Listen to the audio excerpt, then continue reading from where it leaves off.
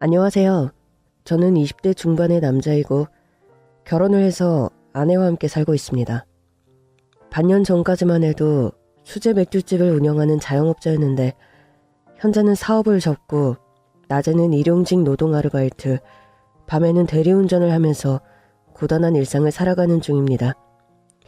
수제 맥주집을 운영할 때도 뭐 하루가 쉬운 것은 아니었죠.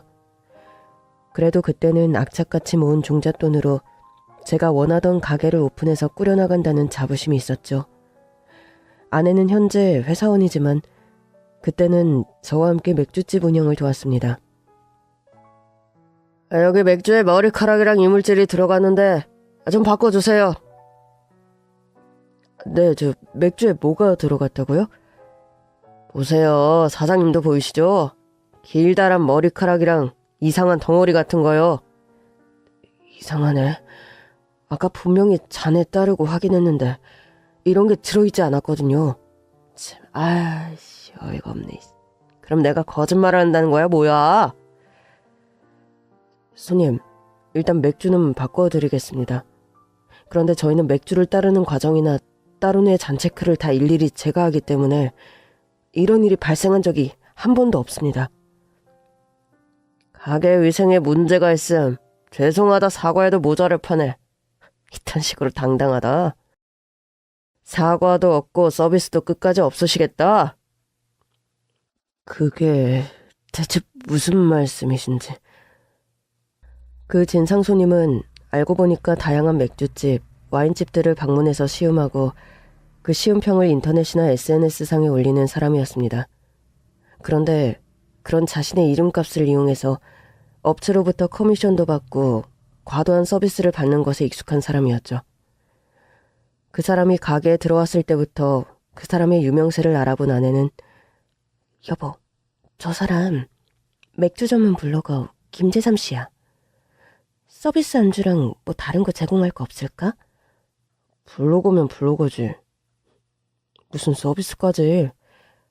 우리가 맥주 맛에 자신이 있는데 그럴 필요까진 없어.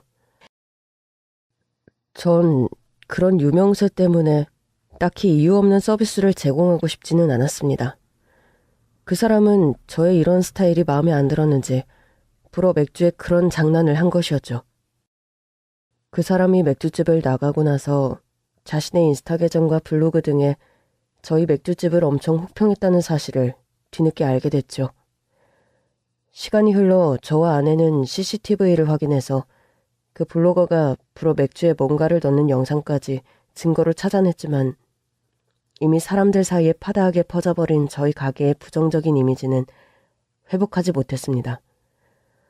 또 그때 마침 코로나 사태가 터지는 바람에 영업 부진을 이어가다 결국 폐업 수순을 밟게 되었던 거죠. 밀린 월세랑 은행 대출금까지. 이거 우리 대체 어떻게 감당하지? 민지야, 미안하다. 내가 이렇게 무리해서 사업을 벌이는 게 아니었는데. 아니야. 자영업 사장님 자기 꿈이었는데 일이 이렇게 될 줄 알고 시작한 사업도 아니었잖아. 난 일단 다니던 회사의 복직을 알아볼게. 미안해. 민지 네가 나한테 시집와서 고생만 한다. 그런 말이 어딨어. 어려운 일도 같이 이겨내야 진짜 부부지. 안 그래? 고맙다 민지야. 나 어떻게든 열심히 해서 재기 꼭 성공할게.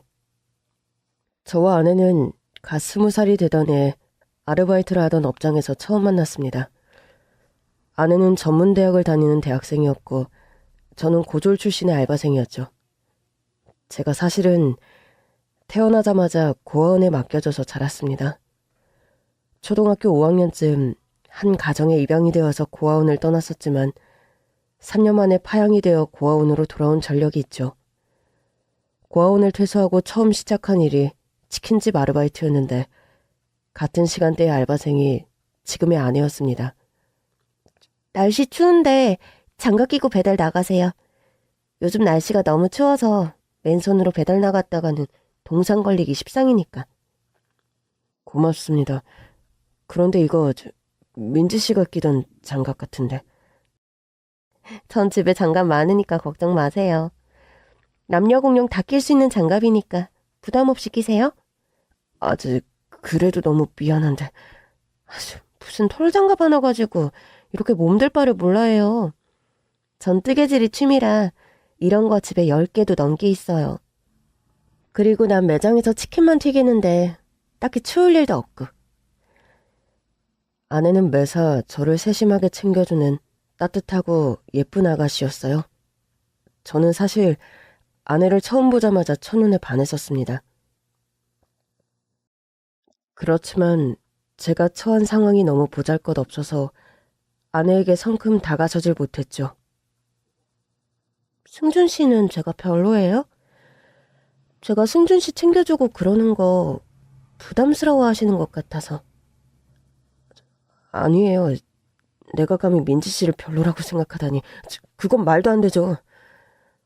그런데 왜 제가 밥 먹자고 하면 자꾸 거절하고 영화 보러 가자는 것도 싫다고 하세요? 저 솔직히 말하면 가진 거 하나 없는 천의 고아예요. 고아원 퇴소해서 혼자 사는데 기반 잡은 것도 하나 없고, 민지 씨는 그래도 명색이 대학생인데 나 같은 남자를 만날 이유가 없잖아요. 아니, 그런 이유 때문에 저한테 불어 거리를 두는 거라고요? 네, 솔직히 말하면 그렇습니다. 민지 씨는 양친 부모님도 멀쩡히 살아계시고, 얘기하는 거 들어보면 화목한 가정에서 예쁨 받고 자란 귀한 아가씨인데, 저 같은 남자 만나면 부모님이 얼마나 속상해 하시겠어요?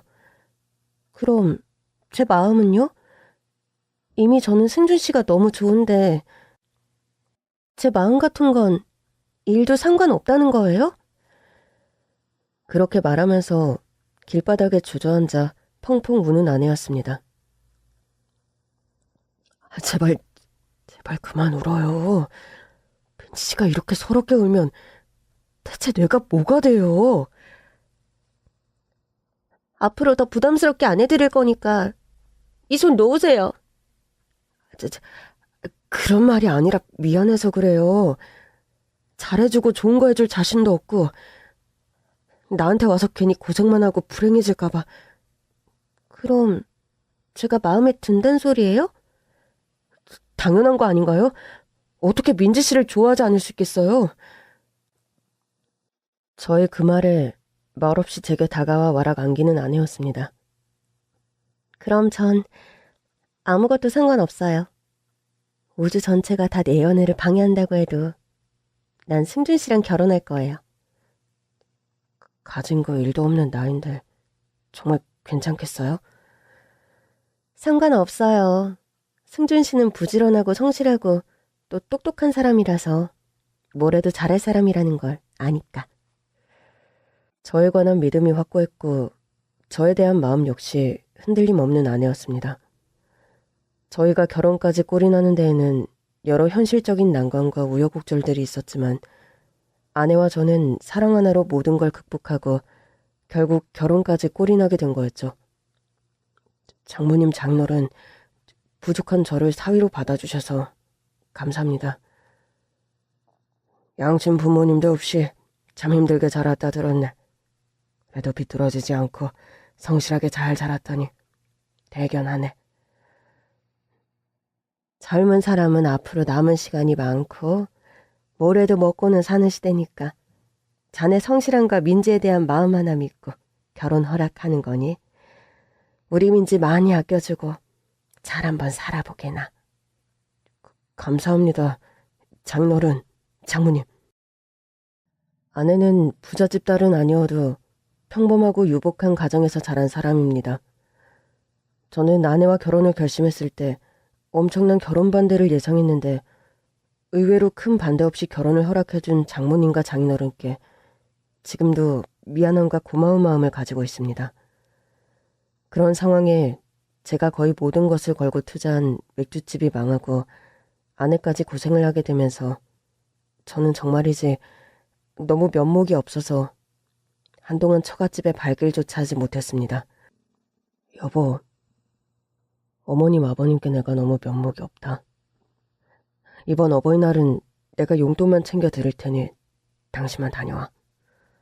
그래도 당신이 같이 가야 부모님이 좋아하실 텐데. 면목도 없지만 실은 내가 내일 종일 일이 잡혀 있어서 시간 내기도 힘들다. 공사장 알바랑 대리운전 스케줄이 하루 종일 꽉 차 있어. 알았어. 부모님께는 내가 알아서 잘 말씀드릴 테니까 자기도 밥 잘 챙겨 먹고. 그런데 우리 요즘 돈도 없는데 무슨 돈을 이렇게 많이 넣었어? 아니야, 그렇게 큰 금액도 아닌데 뭐. 그 돈 가지고 가서 맛있는 식사도 사드리고 나머지는 용돈 하시라고 드려. 알았지? 아, 자기가 요즘 점심도 걸으면서 일하는 거 아는데 이 돈 받기가 너무 미안하다. 나 그 정도는 그래도 드릴 수 있으니까 얼른 다녀와. 당신도 부모님이랑 맛있는 거 먹고, 응? 저 하나 보고 저 하나만 믿고 시집온 아내가 고생하는 모습을 보면서 저는 너무 미안한 마음이 큰 상황이었죠. 어떻게 해서든 빚을 해결하고 다시 재기하기 위해서 정말 잠을 하루에 서너 시간밖에 안 자면서 닥치는 대로 일을 했습니다. 아내 역시 경제적으로 쪼들리는 상황에서 계절이 바뀌어도 청바지 한 벌 사입지 못하며 고된 회사 생활을 이어가고 있던 어느 날이었어요. 여보, 나 정말 큰일 났다. 어떡하지? 무슨 일이길래 표정이 그렇게 창백해? 어디 아파? 그게 아니라 나 임신했어. 이거 임신 테스트기야. 이번 달에 하도 생리가 늦어서 이상한 느낌이 한번 해봤는데 두 줄로 나오네. 미안해. 자기가 왜 나한테 미안하다는 소리를 해? 그런 말 하지 마. 내가 당신한테 미안하지. 근데 우리 어쩌면 좋지? 임신은 우리 계획에 없던 건데 지금 우리 경제 상황도 최악인데 이런 상황에서 아기 우리 불가능하잖아. 민지야, 우리가 지금 상황이 안 좋긴 하지만 아기를 아예 안 낳을 생각은 아니었잖아. 우리 긍정적으로 생각하자. 우리 아기가 복덩이일지도 누가 알아? 저는 그렇게 말하면서 아내를 일단 꼭 끌어안아 주었습니다. 제품에서 하염없이 눈물을 흘리는 아내를 보면서 저는 속으로 다짐했죠. 이렇게 기쁜 일 앞에서 미안한 마음, 걱정하는 마음 들게 하는 일 따위 다시는 만들지 말자. 내가 더 바짝 정신 차리고 열심히 일하자. 아빠가 된다고 생각하니까 어쩌면 답이 잘 안 보이는 어려운 상황이었는데도 되려 더 기운이 나고 의욕이 샘솟는 것도 사실이었습니다. 의기소침해지고 비관에 빠져있을 여유가 없게 되었다는 말이 현실적인 판단일 수도 있고요. 우여곡절 끝에 아내는 무사히 출산을 했고 아기의 성별은 남자였어요. 귀여운 아들이 저와 아내 사이에 태어난 거죠. 여보, 고마워. 난 평생 가족의 울타리 같은 거 없이 살게 될 줄 알았는데 당신을 만나 아내도 생기고 이렇게 귀여운 아들까지 생겼어. 자기야, 아기 얼굴이 당신하고 너무 똑같아. 우리 더 열심히 잘해나가 보자. 너무 고생했어, 민지야. 앞으로 내가 더 잘할게. 사랑해. 금방 태어난 아들은 손도 발도 너무 작아서 세게 건드리면 꼭 부스러져 버릴 것처럼 연약하고 조그만했습니다. 젖먹이 아들을 보고 있자니 자연스럽게 날 고아원해버린 부모님이 생각나더군요. 내가 태어났을 때도 우리 아들처럼 이렇게 자그만했겠지? 이런 조그만 피덩이를 고아원에 맡기는 심리는 대체 뭘까? 단내가 다 날 정도로 먹고 살기 힘들어도 내 자식을 버릴 생각은 추호도 안 드는데 내 부모는 과연 어떤 사람이길래. 여보, 그런 생각해서 뭐해. 사람은 다 처한 상황이 다른 건데. 자기 부모님은 정말 그럴 수밖에 없는 피치 못할 사정이 있었을 거야. 글쎄, 그런 사정 따위 나는 이제 관심 없어. 당신이랑 우리 꼬물이 먹여 살리려면 더 열심히 일해야겠다는 생각밖에 안 든다. 일도 좋지만 좀 적당히 쉬면서 일도 해. 당신 요즘 일하는 거 보면 저러다 쓰러지지 않을까 싶어서 걱정되니까. 아내는 그렇게 저를 걱정했지만 아내 역시 고군분투하기는 저 못지않게 마찬가지였습니다. 출산 후 산후조리를 마치자마자 직장에 복귀를 한 아내였죠. 다행히 장모님께서 아내가 직장에 가 있는 동안 아기를 돌봐주셨습니다. 그러던 어느 날이었어요. 여보, 우리 친정언니가 대수술을 받게 생겼는데 아무래도 엄마가 언니네 집에 건너가 봐야 할 것 같으시대. 그렇구나. 처형이 어디 많이 아프셔? 아, 척추 쪽에 문제가 생겨서 수술을 받는데 재활치료만 반년이 넘게 걸릴 거래. 언니가 돌봐줄 사람이 한 명도 없이 혼자 사는 사람이라 성격이 예민해서 간병인 쓰는 것도 절대 안 하겠다 해서 엄마가 간호하기로 하셨어. 당연한 일이긴 한데. 그런데 당신은 어쩌지? 우리 아기 어디 맡길 데도 없는데. 엄마도 지금 그 걱정이 태산이야. 낮에 베이비시터 쓸 돈을 언니가 지원해준다는데 반나절 시터를 써도 칼퇴근하자마자 내가 아기를 돌봐야 하는데 걱정이다. 처형이 큰 수술을 받게 되면서 장모님은 처형집으로 건너가 간호를 하게 되셨고 아내는 계속 회사를 다녀야 하는 형편이라 저희 부부는 고민이 깊어졌죠. 일단 급한 대로 처형이 지원해주는 돈으로 낮 시간에 베이비시터를 썼는데 퇴근하고 돌아온 아내는 샤워도 제대로 못하고 곧장 아기를 돌봐야 하는 형편이 되었습니다. 여보, 회사 일도 힘든데 집에 돌아오자마자 하늘이 돌보는 거 안 힘들어? 자기야, 내가 실은 안 그래도 말을 하려고 했는데 체력이 한계가 오는 것 같아. 아무래도 집안일을 돌봐주는 아주머니 한 분을 몇 시간이라도 써야겠어. 하늘이 돌보면서 청소하고 음식까지 만드는 거 한계치야. 그렇게 힘들면 진작 말을 하지 그랬어. 우리 형편 뻔한데 어떻게 그런 말을 당신한테 쉽게 하니? 당신 힘든 거 내가 진작에 눈치챘어야 하는데 미안하다. 내가 어떻게든 가정부 아주머니 알아볼 테니까 조금만 기다려. 회사 일과 육아를 병행하는 아내는 너무 힘들어했고 저는 가정부를 구하기 위해 사람을 구하는 인터넷 사이트에 저와 아내의 정보, 아기의 나이와 성별들을 올리고 가정부 구인에 나섰습니다. 여보, 우리 형편에 가정부 구하는 게 맞는 일인지 모르겠다. 저 형께서 시터 비용도 지원해주고 계시고 일단 사람이 살고 봐야지 어쩌겠어? 당신 힘들게 복직했는데 경력도 쌓고 그러려면 지금 선택이 훨씬 현명한 거야. 자기 말 듣고 보니까 그것도 그러네. 그런데 다른 집들보다 시급을 훨씬 낮게 올려서 괜찮은 분을 구할 수 있을지 모르겠다. 제가 했던 기호와는 달리 가정부 아주머니는 빨리 구할 수 있었고 아주머니는 굉장히 헌신적이고 따뜻한 성격의 소유자셨습니다. 너무 시급을 낮게 책정해 놓은 상태라 저는 중국인 이모님이나 뭐 그런 쪽 분이 오실 줄 알았는데 저희 형편이 좋지 못해서 많이 못 드려서 죄송합니다. 아유, 괜찮아요.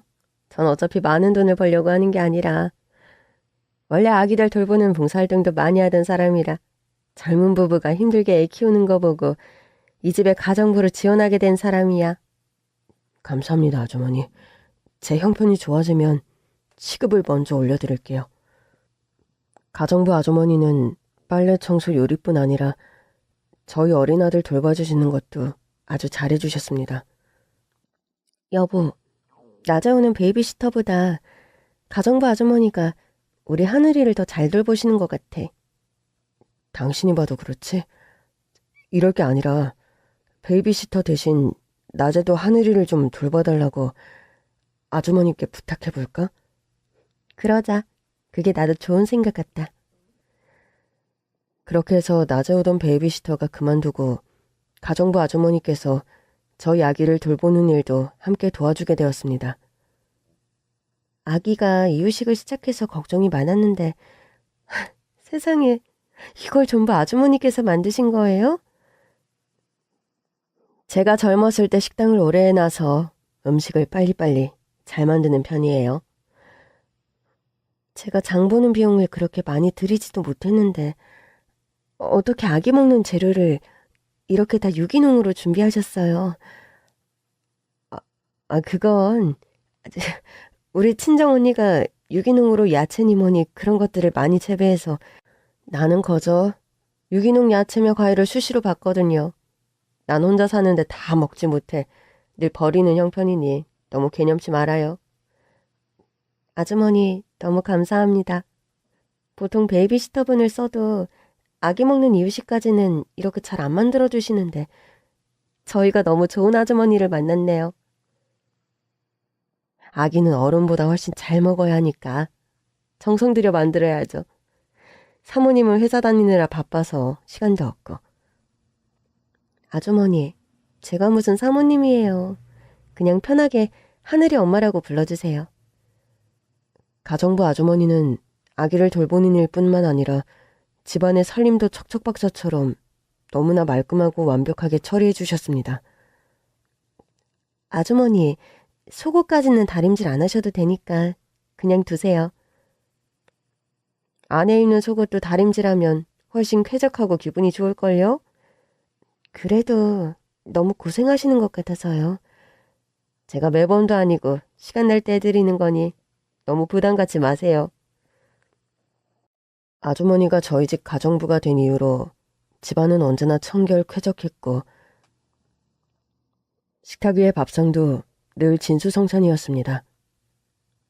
장 보는 비용을 늘 많이 들이는 게 아닌데 매번 이렇게 반찬을 많이 차리시면 아주머니가 손해보시는 거 아니세요? 저번에도 말했지만 난 식재료를 거저 가져다주는 사람이 주변에 많아요. 친정언니는 유기농 야채 농사를 하고 또 친오빠는 정육점을 해서 고기를 아쉽지 않게 가져다줘요. 그래도 매번 저희 집에 가져다 주시면 난 딸린 식구도 없고 혼자 사는 사람이라 냉장고에 채워둬도 다 못 먹고 버리기 일쑤라 그래요. 감사합니다. 아주머니 덕분에 저와 아내가 요즘 포식하며 지내네요. 한 번은 제 생일이 있었는데 그날 아주머니는 한상 떡 벌어지게 생일상까지 차려주시는 겁니다. 미역국, 갈비찜, 잡채, 각종 전들, 손수 만든 케이크와 해파리 냉채. 제가 바빠서 남편 생일상 차릴 생각도 못했는데 아주머니 어떻게 저희 아기 아빠 생일상까지 차릴 생각을 하셨어요? 그간 이 집에서 일한 기간이 있는데 정도 들고 또 내가 가까이 지내는 사람들 생일상 차려주는 걸 원체 좋아해요. 아주머니 정말 감사합니다. 태어나서 이렇게 푸짐하고 정성 가득한 생일상은 정말이지 처음이에요. 사장님도 사모님도 음식 식기 전에 어서 많이들 들어요. 젊은 사람은 그저 밥심밖에 없어. 잘 먹어야 해요. 나에게 만약 친엄마가 계셨다면 이런 살뜰한 보살핌을 받지 않았을까 싶을 정도로 가정부 아주머니는 저희 가족에게 헌신적이라 할 수 있을 정도로 잘해주셨습니다. 예, 요즘 너 집에 가정부가 했다면서 사람은 쓸만하니? 엄마, 말도 마요. 세상에 이런 가정부가 있나 싶을 정도로 일도 너무 잘하시고 저랑 그이한테도 너무 잘해요. 아기 돌보는 것도 프로고. 투자하니까 박서방 말이 시급도 많이 못 준다면서 어디서 그런 아줌마를 구했어. 그러니까 나도 알다가도 모르겠어. 이런 시급에 저런 가정부 아주머니를 구할 수 있었다는 게 솔직히 기적 같아요. 그래도 너무 다행이다. 베이비시터니 가정부니 잘못 구한 집들 얘기 들어보면 참 가관이던데. 내가 네 언니 병수발하느라 한참 네가 힘들 때 도와주지 못해서 마음에 걸렸는데 그나마 한심 놓게 되는구나. 가정부 아주머니의 도움으로 아내는 문제없이 회사를 잘 다닐 수 있게 되었고 저도 집안일 신경 쓰지 않고 일에 매진할 수 있어서 다행이었습니다. 그러던 어느 날이었어요. 아내가 주말을 맞아 오랜만에 친정으로 갔습니다. 투병하는 처형도 보고 또 장모님과 장인어른도 보고 온다면서 집을 나섰죠. 저는 아내가 외출하고 제 서재방에서 인터넷 뉴스도 보고 이것저것 은행 업무 등을 처리하고 있었는데 갑자기 서재 방문을 똑똑 두드리는 소리가 나는 겁니다. 아주머니세요? 들어오셔도 돼요. 저는 그렇게 대꾸했지만 아무 대답 없이 다시 똑똑 노크 소리만 들려오더군요. 저는 이상해서 자리에서 일어나 서재 방문을 열었습니다. 그런데요, 서재 방문을 연 순간 저는 기함에서 놀라 나자빠질 뻔했네요. 가정부 아주머니께서 몸에 옷을 하나도 안 입은 채로 방문 앞에 서 계신 겁니다. 아니, 진짜 아주머니, 지금 제 방문 앞에서 뭐 하시는 거예요? 미루고 미뤄왔는데 저 오늘 사장님께 다 보여드릴게요. 대체 제게 뭘 보여주신다는 겁니까? 이상하게 생각하지만 말고 제 몸을 한번 잘 보세요. 전 가정부 아주머니의 심상치 않은 눈빛에 이상한 예감을 느꼈고 일단 아주머니가 하는 대로 따라보기로 했습니다. 이상하게만 느껴졌던 그녀의 유혹에 몸을 맡긴 순간 제 인생은 대박이 났습니다. 제 가슴과 허벅지에 새겨진 문신 보이세요? 네, 보이네요. 그런데 이 문신 내용이 잘 읽어보세요. 읽어보면 제가 왜 이런 행동을 하는지 납득하실 테니까요. 제 이름과 생년월일이 새겨져 있잖아요. 아주머니께서 제 이름이야 그렇다 치고 어떻게 생년월일까지 알고 계세요? 제 배꼽 아래 반점을 보고는 다른 생각 안 드세요? 배꼽 아래 지도 모양의 반점. 저 모양 반점은 제 배꼽 아래에도 똑같이 있는데 어떻게 이런 일이... 승준아, 이래도 나를 몰라보겠니? 나 사실은 승준이 너 엄마야. 미안하다. 미안해. 대체 갑자기 저한테 무슨 말씀을 하시는 거예요? 그럼 정말 아주머니께서 제 친어머니란 말씀이세요? 저의 물음에 아주머니는 갑자기 자리에 무릎을 꿇고 앉아 대성통곡을 하시는 겁니다. 미안하다. 미안하다, 승준아. 몇십 년 만에 갑자기 네 앞에 나타날 자신이 도저히 없어서 이런 방법을 택할 수밖에 없었어. 그럼 제가 아들인 걸 알고 애초에 저희 집에 가정부로 접근했단 말씀이세요? 그렇단다. 너와 네 아내를 몰래 지켜본 건 오래된 일이다. 네가 결혼해서 잘 살고 있는 줄만 알았는데 사업이 망해 고생하는 걸 보고 어떻게든 널 도와주고 싶은 마음에. 알고 보니까요. 저희 친엄마라는 사람은 저와 아내를 오래전부터 멀리서 지켜보고 있었다고 합니다. 한 번은 저와 아내가 식당에서 나누는 얘기를 우연히 듣게 되었다는 겁니다. 네 아내가 회사 일과 아기 돌보는 게 너무 힘들다 얘기를 했고 네가 가정부를 구하자는 말을 하는 것을 듣고 나도 당장 이 동네 근처 사람들이 이용하는 구직 사이트에 내 신상을 입력했다. 네가 구인 정보 올린 것을 보고 내가 가장 먼저 지원을 한 거고. 어쩐지 아무리 그래도 가정부 아주머니치고 저희 가족에게 너무 잘해주신다고 생각했어요. 미안해. 처음부터 속일 생각은 아니었어. 그 옛날 갓난아기던 저를 고아원에 맡길 때는 언제고 이제 와서 갑자기 저를 찾으시는 건데요. 승준아, 사실 나는 너를 낳았을 때 고등학생이었다. 난 태어날 때부터 조실부모에서 2살도 안 되어 고아원에 맡겨져 자랐어. 그렇다 하더라도 절 그렇게 포기하신 걸 이해할 수는 없어요. 나 역시 어떻게든 널 키워볼 생각으로 너를 낳았다. 그런데 너를 낳자마자 교통사고를 당해 네 아빠는 명을 달리했어. 같은 고아원 출신의 선배 오빠였는데 배달 일을 하다 그런 변을 당했지.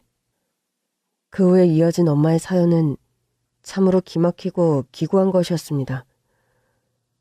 하루아침에 남편을 잃고 고아원을 퇴소한 지 얼마 안 돼 거처도 마땅치 않고 도저히 널 키울 형편이 되지 않아 처음 한 2, 3년만 고아원에 맡길 요량으로 널 그렇게 보내게 되었단다. 그러나 3년이 지난 후에도 엄마의 형편은 나아지지 않았습니다. 닥치는 대로 일을 하며 모은 돈으로 엄마는 조그만 분식집을 열었는데 부동산 사기를 당하면서 가진 돈을 모두 날렸고 다시 맨 땅에서 시작해야 하는 상황이 되었던 거죠. 그렇게 뭔가 경제적으로 기반을 잡으려고 고군분투했는데 이상하게 하는 사업마다 망해버렸고 제가 초등학생이 되었을 무렵 엄마는 병까지 얻어서 몸져 눕는 신세가 되고 말았다고 합니다. 겨우 요양원 신세를 지면서 건강을 회복하고 나와 작은 일자리를 얻어 너를 데려오려고 했을 때 너는 이미 괜찮은 가정에 입양이 되어 있더구나. 제가 초등학교 때 입양된 가정을 말씀하시는군요. 그때 부모님들이 나쁜 분들은 아니었는데 두 분이 이혼하시면서 결국 아무도 저를 데려가려고 하지 않아서 파양이 되었어요. 나는 그런 사정은 모르고 네 양부모님 될 사람들이 집도 부자고 직업도 좋은 사람이라 아무것도 가진 게 없는 나보단 그 집에서 네가 학교도 제대로 다니고 좋은 옷도 입으며 사는 게 나을 거라 생각했어. 어리석은 엄마를 용서해다오. 엄마는 그렇게 제가 입양되는 모습을 보고 미국행을 택하셨다고 합니다. 고아원 선배 언니의 소개로 한인타운에서 운영하는 식당 일을 하게 되었고 그 일을 기점으로 엄마는 미국에서 한인식당을 운영하게 되셨다고 합니다. 미국 가서 한인식당을 하면서 엄마는 처음으로 돈이란 걸 좀 벌게 됐단다. 일을 정신없이 하면서 돈을 모으면서도 하루라도 빨리 널 만날 생각밖에 나지 않았다. 그렇게 미국에서 10년 넘게 장사를 하다가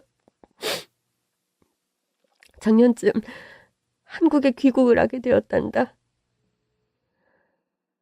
엄마의 말을 듣는 순간 저는 아무런 할 말이 떠오르지가 않았습니다. 저를 데리러 오려고 한 순간마다 엄마의 형편이 여의치 않았고 또 한 번은 제가 시기적으로 입양을 가 있던 상태라는 것이 떠오르자 억장이 무너질 것만 같았어요. 엄마, 저는 그런 줄도 모르고 엄마는 완전히 저를 버린 사람이고 잊어버린 사람이라 생각하며 살았는데 죄송합니다. 그동안 엄마를 너무 원망만 하고 살아왔네요. 아니다, 승준아. 엄마가 못난 엄마를 만나서 네가 그렇게 어렵게 큰 걸 생각하면 아직도 마음이 너무 아파. 그래도 엄마 손길 없이 네가 이렇게 잘 커준 걸 보면서 네가 얼마나 대견하고 고마웠는지 모른다. 저와 엄마는 그렇게 거실 바닥에 주저앉아 껴안고 한참을 오열했습니다. 그렇게 엄마와 앉아있는데 갑자기 현관 비번을 누르는 소리가 들리면서 아내가 집 안으로 들어오더군요. 당신 저녁 먹고 온다더니 빨리 들어왔네? 집에 와서 그냥 좀 쉬고 싶어서. 그런데 아주머니랑 당신 지금 뭐 하고 있는 거야?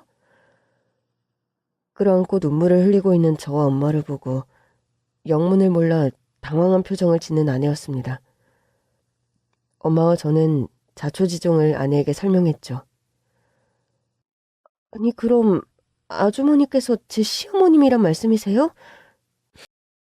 그렇게 됐어요. 처음부터 내 신분을 속이고 이러고 싶었던 건 아닌데 정말 미안해요. 어떻게든 아들을 보고 싶은 마음에. 어머님, 말씀 놓으세요. 그럼 저한테라도 미리 사실을 좀 털어놓으시지. 왜 이렇게까지. 그러려고 생각을 안 해본 건 아닌데. 안 보고 산 세월이 너무 길어서 승준이가 날 용서하지 않고 내치면 어쩌나. 그게 너무 겁나서. 불어 승준 씨를 버린 것도 아니고 그런 상황에서라면 저라도 어쩔 수 없었을 것 같아요. 그래도 승준 씨가 잃어버렸던 엄마를 찾아서 너무 다행이에요. 저 솔직히 이 상황이 너무 거짓말 같고 하나도 믿기지가 않지만요. 천의 고아에서 갑자기 어느 날 엄마가 생긴 저였습니다. 하긴 가만히 돌이켜보면 가정부 아주머니의 친절이라고 하기엔 넘치는 호의일 때가 많은 것이 사실이었죠. 듣자 하니까 너희 부부가 사업 실패 후에 고생을 많이 하고 있는 것 같은데. 승준아, 네가 지금 처리해야 할 빚이 얼마 정도나 되니? 엄마, 그런 건 왜 갑자기 물으세요? 엄마가 경제적인 부분에 있어서 좀 도움을 주고 싶어서 그러지. 아니에요, 엄마. 엄마가 어떤 고생을 하면서 일군 재산인지 제가 들어서 알고 있는데 일단 버틸 수 있는 데까지 제가 버텨보고 나서 말씀드릴게요. 승준이, 너는 네 아빠를 참 많이 닮았구나. 아빠요? 네 아빠가 꼭 승준이 너처럼 악착 같고 독립심도 강한 남자였단다. 가진 거 하나 없이 맨땅에 헤딩해서 승부 보려는 근성도 많이 닮았고. 아빠하고는 고아원에서부터 만나 연애하신 거예요? 한 고아원에서 유년기 사춘기 시절을 같이 보낸 사람이고 친오빠 동생처럼 지내다 고아원 퇴소 후 연인이 되었지. 우리 둘 다 가진 거 하나 없었지만 사랑 하나로 가정을 일구고 또 너를 낳아 키울 생각에 부풀어 있었는데 네 아빠가 배달 오토바이를 몰다가 변을 당하셔서. 아빠는 저처럼 성공한 자영업자가 꾸민 성실한 청년이었다고 합니다. 가게를 운영하며 돈도 많이 벌고 또 불쌍한 고아들을 위해 자선 사업도 하자. 그런 목표를 세우고 엄마와 열심히 살아가던 분이셨어요. 엄마를 따라 아버지가 모셔져 있는 납골당에도 다녀왔습니다. 안치당 박스 안에 있는 아빠의 사진을 보고 저는 깜짝 놀랐습니다. 저분이 제 아빠란 말씀이세요? 그렇단다. 저 사진이 네가 엄마 뱃속에 있을 때 사진이야. 어머님, 전 사진 속에 승준 씨가 서 있는 줄로만 알았어요. 아내가 그런 말을 할 정도로 저와 아빠는 붕어빵 외모였습니다. 한 번도 본 적 없는 아빠였지만 사진 속에서라도 처음 대면하는 아빠 얼굴을 보자 눈물이 왈칵 쏟아지더군요. 아빠, 저 승준이에요. 우여곡절 끝에 엄마하고도 만나게 되어서 요즘 너무 행복합니다. 여긴 제 아내 민지고 어린 아기는 제 아들 하늘입니다. 아빠의 납골당 앞에서 가족들을 소개하는데 마음이 먹먹해져 왔습니다.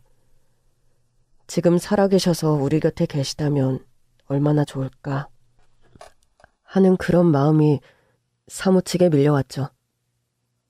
여보, 좀 더 일찍 승준이를 찾았어야 했는데. 제가 일이 빨리 안 풀리고 승준이와 시기적으로 일이 꼬여 이제야 다 만나 상봉하게 되었네요. 하늘나라에서도 우리 가족들 항상 지켜봐 주세요. 엄마는 그동안 저에게 엄마라는 사실을 밝히신 후로 월급 하나 받지 않고 저희 집 일을 도와주셨습니다. 어머님, 아무리 이제 저희가 가족이라 하더라도 아기 돌보랴 살림하랴 일이 이렇게 많은데 월급을 하나도 안 받으시면 저희가 너무 면목이 없어서 안 돼요. 민지야, 난 평생 네 남편을 제대로 아들로서 케어해주지 못했잖니. 난 지금도 갓난아기였던 승준이를 고아원에 맡기고 오던 나를 생각하면 억장이 무너지고 마음이 너무 아프단다. 죽는 날까지 이제껏 못한 엄마 노릇을 하고 싶은 거니까 그렇게 생각하지 말아줬으면 좋겠구나. 어머님이 불어 승준 씨를 버린 것도 아니고 그때 상황이 피치 못해서 그랬던 건데 이젠 그런 생각 그만하세요. 그래도 엄마 마음이 그런 게 아니야. 너도 하늘이 나와봐서 알겠지만 줘도 모자란 것 같이 느껴지는 게 자식 생각하는 부모 마음 아니겠니? 그런데 난 승준이를 어려서 거두지 못해. 그게 평생의 한이란다. 어머님, 남은 여생 저희랑 같이 지내시면서 시간 많이 보내시면 되죠. 고맙다, 민지야. 요즘 며느리들은 시어머니와 한 집에 사는 걸 다들 싫어한다는데 나를 이렇게 받아들여줘서. 승준 씨도 어머님을 찾았다고 저렇게 매일 좋아하고 어린 하늘이도 너무 잘 돌봐주셔서 제가 죄송하고 고맙죠. 그렇게 엄마 저 아내 어린 아들이 한 집에서 살다가 원래 살던 집의 계약 기간이 만료가 되었고 저희 네 식구는 엄마가 살던 아파트로 들어가 살게 되었습니다. 원래 살던 집보다 훨씬 넓고 쾌적한 아파트였죠. 어머님, 세상에 이렇게 좋은 집에 사시는 분이 저희 집 가정부를 자처하셨던 거예요? 우연히 식당에서 하는 너희 부부 대화를 듣고 내가 너희 집 가정부 일을 하면 너희 얼굴도 매일 볼 수 있고 또 안 그래도 힘든 상황에 처한 자식 며느리 도와줄 수 있다 생각해서 딱이라 생각했던 거지 뭐. 저희는 그런 줄도 모르고 시급이 이렇게 싼데 저리 일 잘하는 아주머니를 구했다고 좋아했네요. 그때 뭔가 저희가 눈치를 챘어야 하는데. 저는 최근에 주주기능사 자격증을 따게 되었습니다. 1년 넘게 밤낮으로 일한 결과 은행 빚을 거의 갚게 되어서 새로운 사업을 준비하기 위해서였죠. 수제 맥주집 장사하다가 접었다 들었는데 이번엔 다른 장사를 하려고 하는 거니? 네, 맥주집은 실패를 해서 이번엔 제대로 준비해서 시작해보려고요. 예전부터 칵테일바를 운영해보고 싶었는데 그래서 주조기능사 자격증도 딴 거예요. 가게는 어디쯤에 오픈할 생각이야?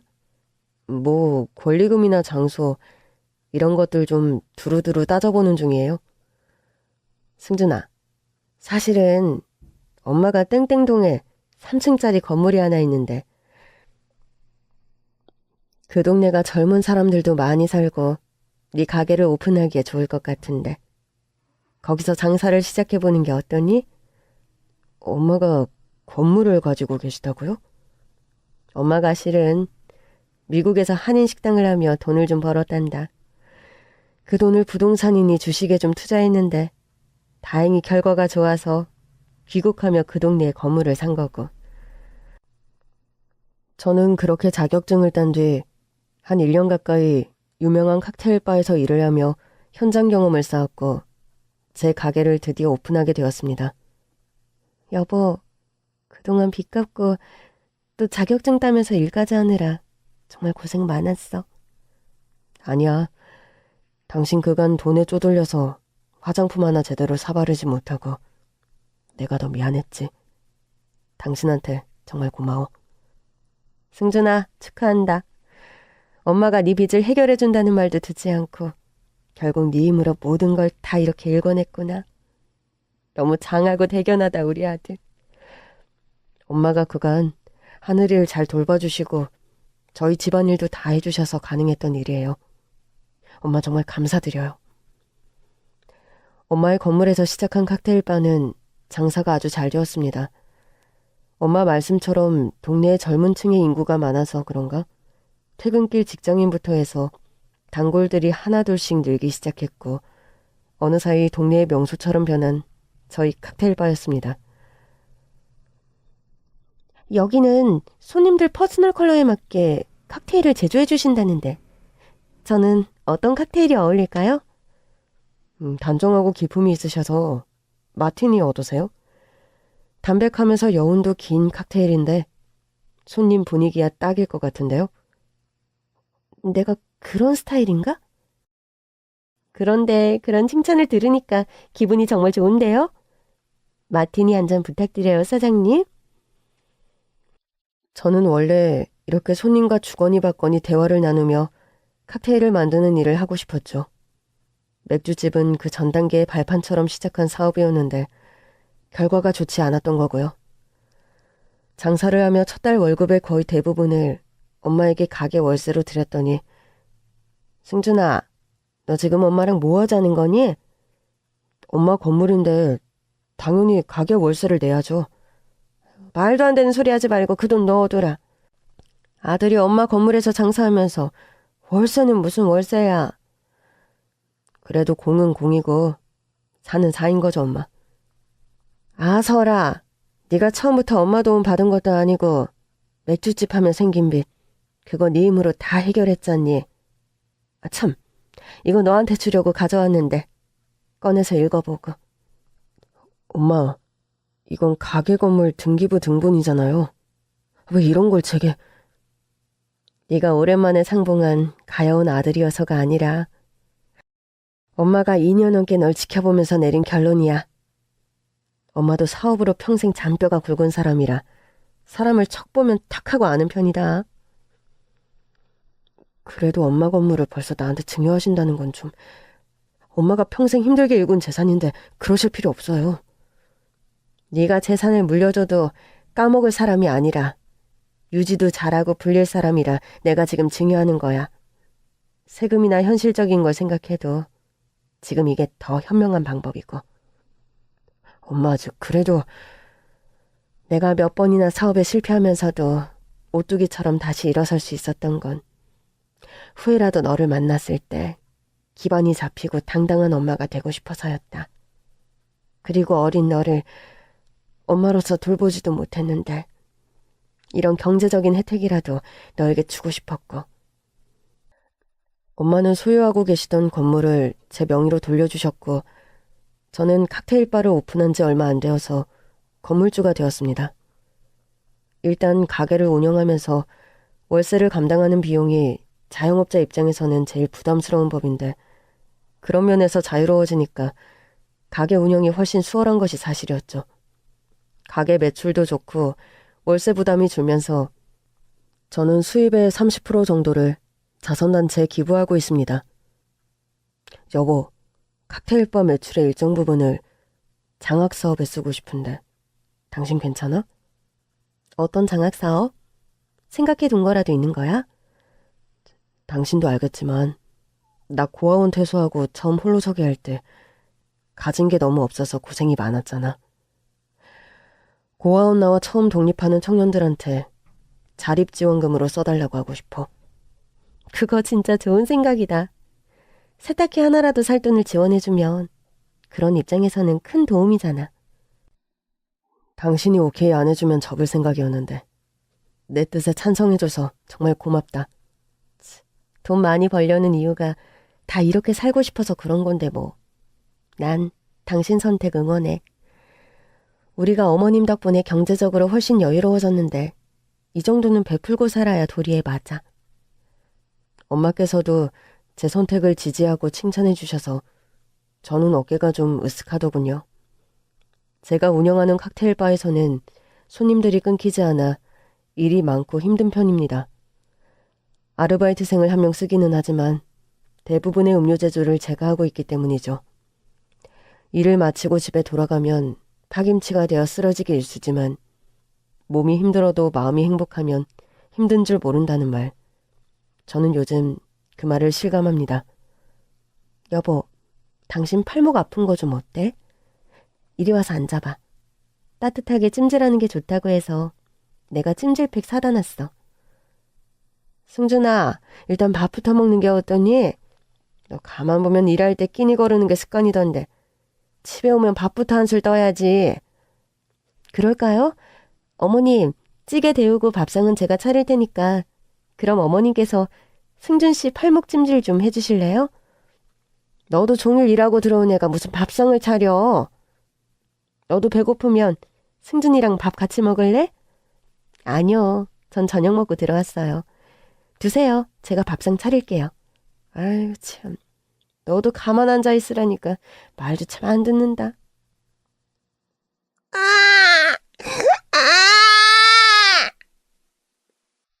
하늘이가 자다 깼나 보다.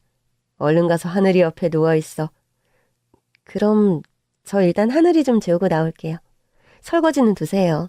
제가 할 테니. 설거지 걱정 말고 하늘이 재우며 너도 눈이나 좀 붙이려. 엄마 여보, 그렇게 매일 싸우다가 날 새겠어. 참, 아휴, 서로 일하겠다고 싸우는 집은 세상 천지 우리 집이 유일할 것 같네. 사이좋은 엄마와 아내, 건강하게 무럭무럭 자라는 어린 아들, 그리고 제가 하고 싶던 칵테일 바를 오픈해서 성업 중인 요즘, 저는 행복이란 말의 의미를 새삼 실감하는 중입니다. 사랑하는 가족들이 건강하고 하는 일이 잘 되는 것, 이 두 가지만큼 소중한 일이 세상에는 없겠죠. 우여곡절 끝에 찾은 행복인 만큼 감사한 마음으로 하루하루 열심히 살려고 합니다. 여러분 가정에도 평안과 행운이 가득하길 기원합니다.